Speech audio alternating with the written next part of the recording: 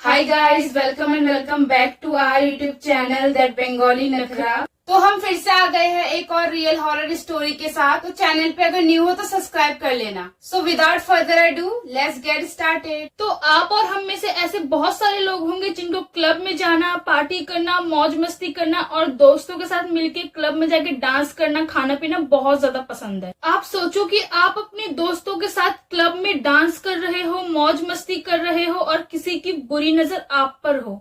आप उसे देख नहीं सकते पर वो आपको बराबर घूर रहा हो। तो ऐसी ही एक घटना कई साल पहले दिल्ली में हुई थी। एक दोस्तों का ग्रुप था जिसमें 3 लड़कियां और 2 लड़के थे, जिसमें से पहली लड़की का नाम टीना, दूसरी का नाम स्नेहा, तीसरी का नाम खुशबू और दोनों लड़कों के नाम थे राजू और प्रणव। ये सारे कॉलेज फ्रेंड थे और ये सारे कॉलेज के 3rd ईयर में थे। इन सभी दोस्तों को एक साथ मिलके क्लब में जाके पार्टी करना बहुत ज्यादा पसंद था। ये सारे अच्छे घर के थे इसलिए इनको पैसों की कोई कमी नहीं थी। वो सारे फ्रेंड अपने अपने फोन में नए नए क्लब सर्च करते और हर हफ्ते नए नए क्लब में जाके मजे से पार्टी करते। बिना पार्टी और बिना मौज मस्ती के जैसे इन लोग का खाना ही नहीं पचता था। भले ही ये सारे दोस्त मौज मस्ती करने में आगे हो और हर समय क्लब जाते रहते हो, पर पढ़ने लिखने में ये सारे ही आगे थे। इतनी मौज मस्ती करने के बाद भी इनमें से कोई भी फेल नहीं होता था और ना ही इनमें से किसी को भी किसी भी तरह की कोई बुरी आदत थी। बस इनको क्लब में जाके पार्टीज करने का बहुत शौक था। इन सभी के एक साथ मिलके क्लब जाने से इनके पेरेंट्स को कोई भी शिकायत नहीं थी क्योंकि ये सारे ही पढ़ने में अच्छे थे। क्लब में जाने से पहले ये सारे दोस्त अपने अपने पेरेंट्स से पूछ के जाते और टाइम होते ही घर वापस लौट आते। इन सभी दोस्तों का एक रूटीन था। ये लोग क्या करते थे कि हर महीने में 2 से 3 बार ये लोग क्लब जाया करते थे। ये सारे दोस्त संडे को मस्त तैयार होके अच्छे अच्छे कपड़े पहन के दोपहर में ही घर से निकल जाया करते थे। इन सारे दोस्तों में से प्रणव के पास बाइक थी और टीना के पास स्कूटी थी। तो क्लब जाने के लिए राजू प्रणव की बाइक पे बैठ जाता और तीनों लड़कियां एक ही स्कूटी में बैठ जाती और ये सारे दोस्त क्लब के लिए निकल जाया करते और टाइम होते ही घर वापस आ जाया करते थे। एक दिन की बात है, ठीक इसी तरह संडे के दिन वो सारे दोस्त तैयार होके क्लब जाने के लिए निकल पड़ते हैं। इस बार वो सारे फ्रेंड जिस क्लब में जाने के लिए अपने घर से निकले थे उस क्लब में वो लोग फर्स्ट टाइम जा रहे थे। क्लब बाहर से बहुत ज्यादा सुंदर था इसीलिए वो सब एक्साइटेड हो जाते हैं और फटाफट से क्लब के अंदर चले जाते हैं। क्लब जितना बाहर से सुंदर था उससे कई ज्यादा अंदर से था। क्लब के अंदर कई सुंदर सुंदर डेकोरेटिव पीस थे जैसे एनिमल की statue, flower vase, light work और मेटल के डेकोर पीसेस। और हाँ, वहाँ पे एक बड़ा सा कांच का झूमर भी था जो कि बहुत बड़ा था और डांस फ्लोर के सीधा ऊपर सीलिंग पर टंगा था।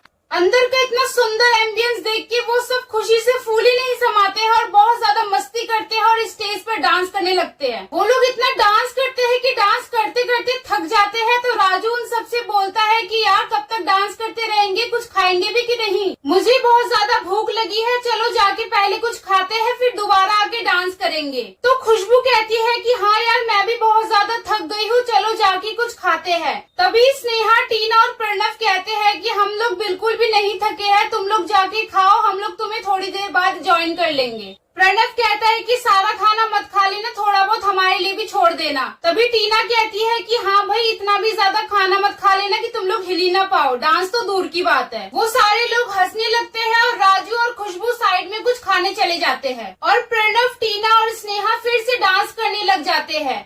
लगभग 10 मिनट बाद स्नेहा भी थक जाती है और राजू और खुशबू को ज्वाइन कर लेती है। पर प्रणव और टीना अभी भी डांस कर रहे होते हैं। प्रणव टीना से कहता है कि चलना हम भी जाकर कुछ खा लेते हैं, थोड़ा बहुत कुछ खाएंगे तो एनर्जी आएगी, तो इससे हम और भी अच्छे से डांस कर पाएंगे। तो टीना प्रणव से कहती है रुकना, थोड़ी देर में चलते हैं, मेरा तो मन ही नहीं कर रहा डांस फ्लोर से कहीं और जाने का, और वैसे भी देखना मेरा फेवरेट गाना चल रहा है, ये वाला गाना खत्म होते ही हम दोनों भी खाने के लिए चले जाएंगे, ठीक है? तो प्रणव कहता है चलो ठीक है, थोड़ी देर और ही सही।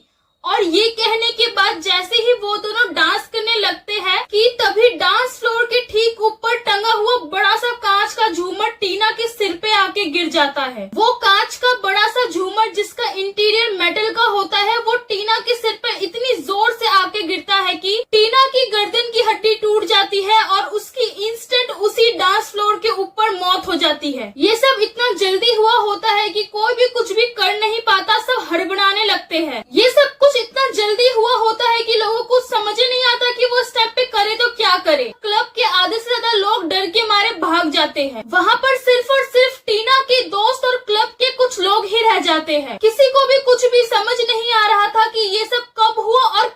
हुआ। टीना के सारे दोस्त एकदम ठंडे पड़ जाते हैं। उसकी ये हालत देख के उन लोगों के हाथ और पैर एकदम नम पड़ जाते हैं। स्नेहा और खुशबू के आंखों से आंसू तो रुक ही नहीं रहा था। क्लब के सारे लोग टीना की बॉडी को घेर कर खड़े हो जाते हैं। वो पूरा क्लब जो थोड़ी देर पहले शोर शराबे, मौज मस्ती और नाच गाने से भरा हुआ था, वो अब सन्नाटे और मातम में बदल गया। टीना की बॉडी को घर ले जाया जाता है और टीना की डेथ के बाद वो सारे दोस्त इतना ज्यादा टूट जाते हैं कि दोबारा कभी क्लब नहीं जाते हैं। टीना के मरने की खबर इतनी ज्यादा फैल जाती है कि वहाँ पर पुलिस आ जाती है और कुछ हफ्तों के लिए ही सही पर वो क्लब बंद कर दिया जाता है। क्लब के बंद होने वाले दिन से ही क्लब के आसपास के घरों के लोगों ने क्या नोटिस किया कि क्लब बंद होने के बाद भी क्लब के अंदर से जोर जोर से गाने की आवाज आ रही है। अंदर लाइट जली हुई है और लाइट बार बार बदलती जा रही है, जैसे क्लब में पहले हुआ करता था। वो लोग क्या नोटिस करते हैं कि जैसे ही आधी रात को म्यूजिक ऑन होता है, ऐसे लगता है कि मानो सैकड़ों लोग एक साथ कूद कूद कर डांस कर रहे हो। और ये चीज लगातार 2-3 दिनों तक होती रही। आसपास के लोग उस लाउड म्यूजिक से और धम धम किसी के कूदने से इतना ज्यादा परेशान होने लगे थे कि अपनी अपनी गैलरी और छत से क्लब के अंदर झांकने लगे कि अंदर कौन है जो ये सब कर रहा है। यहाँ तक कि लोग क्लब के अंदर आवाजें भी लगाते थे, पर अंदर से कोई जवाब नहीं आता था। बस म्यूजिक, लाइटिंग और डांस आधी रात को शुरू होता था और सुबह सुबह होते ही बंद हो जाता था। आसपास के लोगों को ये सब बहुत ज्यादा अजीब लगा।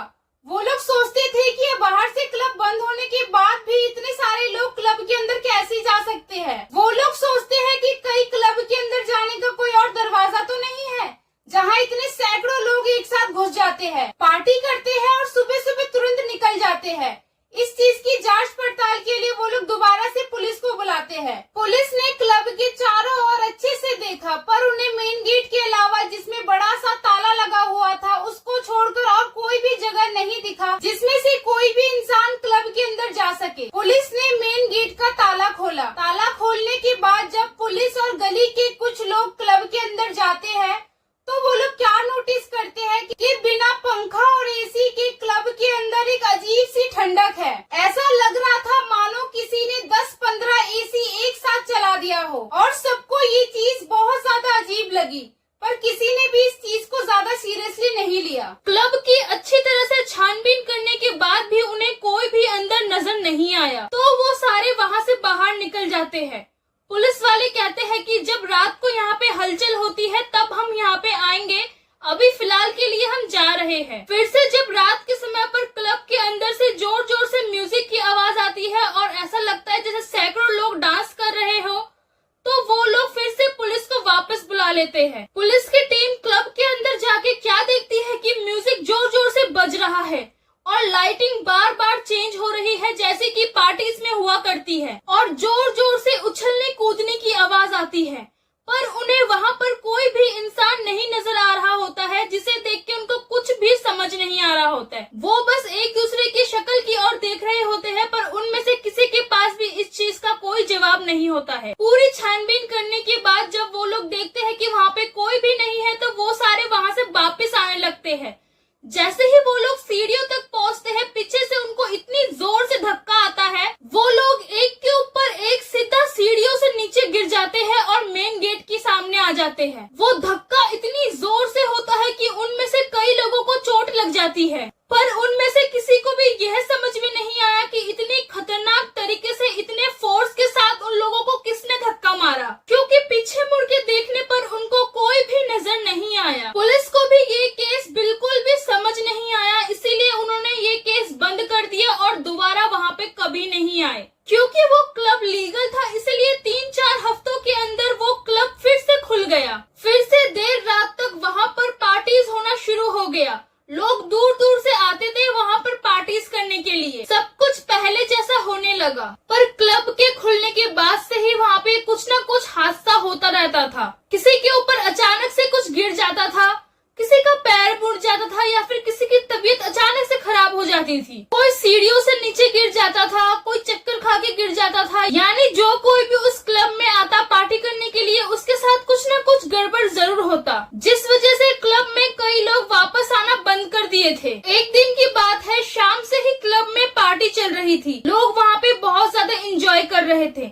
पार्टी चलते चलते काफी रात हो जाती है तो अचानक से क्या होता है कि क्लब के अंदर से इतनी जोर से गंदी बदबू आने लगती है कि लोगों का उल्टी आना शुरू हो जाता है। ऐसा मानो कोई जानवर हो जो यहाँ पे मर गया हो और सड़ के बिल्कुल गल गया हो। सब लोग क्लब के मालिक पर बहुत ज्यादा गुस्सा करते हैं और वहाँ से तुरंत निकल जाते हैं। और जिस दिन ये गंदी बदबू नहीं आती है उस दिन कुछ न कुछ टेक्निकल प्रॉब्लम शुरू हो जाती है, जैसा कि लाइट का बंद हो जाना, गानों का अपने आप चेंज हो जाना या फिर डीजे का खराब हो जाना। क्लब में आए लोग क्लब वालों पर बहुत ज्यादा गुस्सा करते, उन पर चिल्लाते और वहाँ से निकल जाते।